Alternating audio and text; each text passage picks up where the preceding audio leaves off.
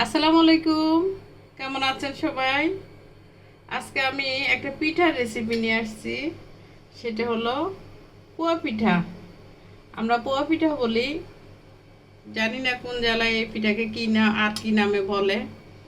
তা আমি প্রথমে আমার এ বাটিটাতে করব। এখন আমি ময়দা লাগবে আমার। 1 কাপ ময়দা নিয়েছি। প্রথমে ময়দা দিচ্ছি।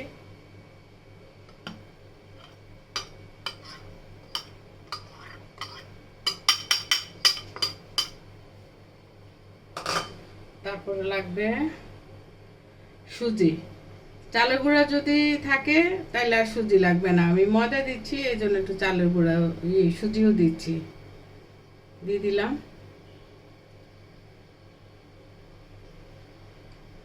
তারপরে চিনি স্বাদ মতন দিলাম, যেরকম মিষ্টি খাবেন সেরকম।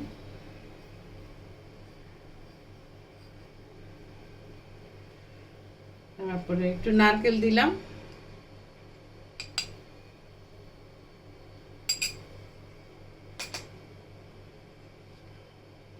একটু গুঁড়া দুধও দিলাম,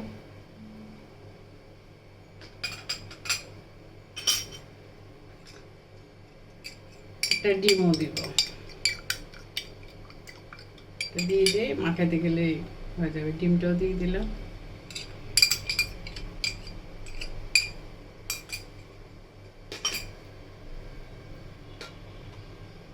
আর স্বাদ মতন লবণ দিব, লবণ দিব। এখন মাখাইতে হবে। বিসমিল্লাহ। শেষ।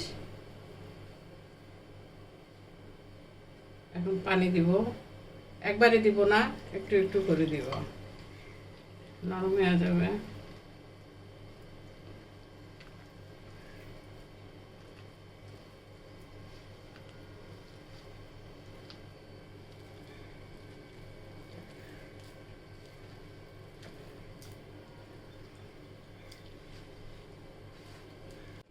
এই যে আমার আটাটা করা হয়ে গেছে। এরকম হইতে হবে। এর চেয়ে পাতলা হইলেও হবে না, এর চেয়ে ঘন হইলেও হবে না। মিষ্টিটা যেরকম আপনি খাবেন সেরকম দিয়ে নেবেন। কড়া মিষ্টি খেলে কড়া মিষ্টি দিবেন, আর হালকা খেলে হালকা মিষ্টি দিবেন। এটা কিন্তু গুড় দিয়েও করা যায়, সব ধরনের গুড় দিয়ে করা যায়। আমি চিনি দিয়ে করতেছি।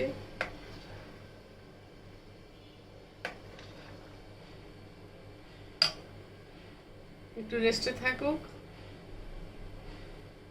আজকে আমি এই কড়াইটাতে করব। আমরা গৃহিণী, আমাদের সবার ঘরে এরকম একটা কালো কড়াই থাকে। এই কড়াইতে আপনার মাছ ভাজতে সুবিধা হয়। তারপরে ননস্টিকের মতন একদম সুন্দর সব হয়ে যায়, ডিম ভাজি, আলু ভাজি। আর এই পিঠাটা ভাজতে একটু গর্ত কড়াই লাগে, সেই জন্য আমি এই কড়াইতে আজকে ভাজবো। এটা ফ্রাই প্যানে দিলে হবে না, সুন্দর হবে না। আমার কড়াইটা গরম হয়ে গেছে, তেল দিয়ে দিচ্ছি। একটু ডুবা তেল লাগবে।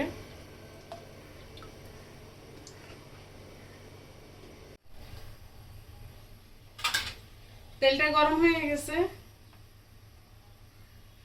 এই যে ডালের চামচ লাগবে, ডালের চামচ লাগবে, 1 চামচ দিয়ে দিলাম। বিসমিল্লাহ। এটা খুব সহজ পিঠা, সবাই এই পিঠার রেসিপি জানে। তা আমি করলাম যারা জানে না তাদের জন্য।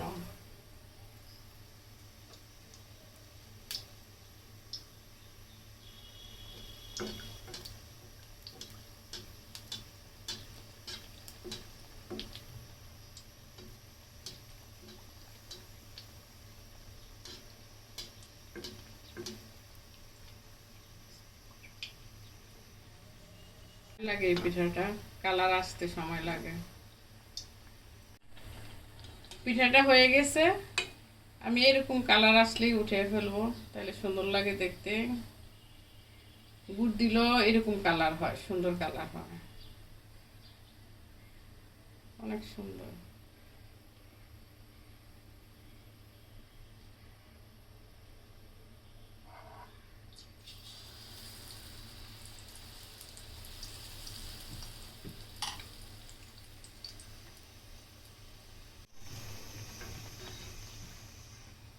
হয়ে গেছে পিঠাটা।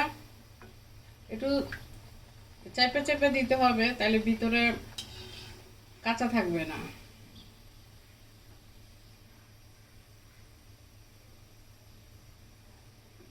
এই যে, তাহলে আমি সবগুলো এইভাবে বানিয়ে নিই। এই যে আমার পিঠা, পোয়া পিঠা, একটা করে দেখাই। এই যে দেখেন, ভিতরে অনেক সুন্দর সিদ্ধ হয়েছে, কোনো কাঁচা নাই। পিঠাটা দিয়ে একটু চাপ দিয়ে দিয়ে ভাজতে হয়। আপনারা বানিয়ে খাবেন। যারা নতুন গৃহিণী আছে তাদের জন্য আজকের রেসিপি এই আর কি। তাহলে আর কি আপুরা, এতক্ষণ আমার সাথে থাকার জন্য অসংখ্য অসংখ্য ভালোবাসা, দোয়া। আপনারা আমার জন্য দোয়া করবেন।